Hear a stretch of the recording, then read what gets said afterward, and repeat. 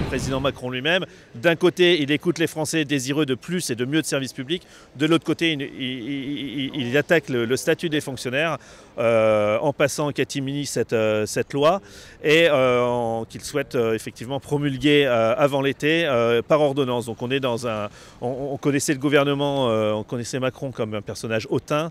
Il est également cynique aujourd'hui, voilà, avec ce déni de démocratie. Donc on va faire des assemblées générales pour voir un petit peu dans les territoires, dans les administrations, dans les collectivités, comment on peut s'organiser pour peser le plus fort possible contre ce projet d'éradication des fonctionnaires et des services publics.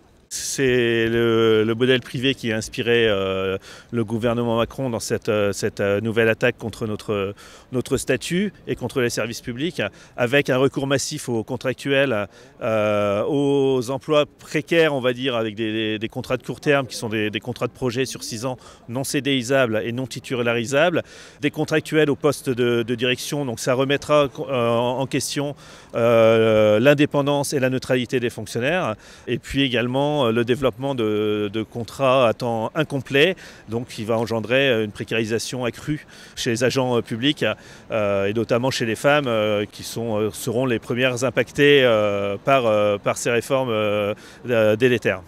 On est sur des notions d'employabilité, c'est-à-dire qu'on va devenir des fonctionnaires jetables, on va aller boucher les trous en fonction des besoins des employeurs, qu'ils soient l'État, l'hospitalière ou la territoriale. Voilà, au mépris des qualifications. Nous, ce qu'on demande, c'est plus de fonctionnaires, une reconnaissance des qualifications, des métiers, bien évidemment une demande d'augmentation du point d'indice. Je rappelle que notre point d'indice, qui fait une grosse partie de notre salaire, est gelé depuis plus de 10 ans.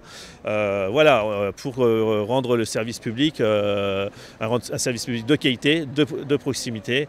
C'est quand même la base aujourd'hui du socle social de la France.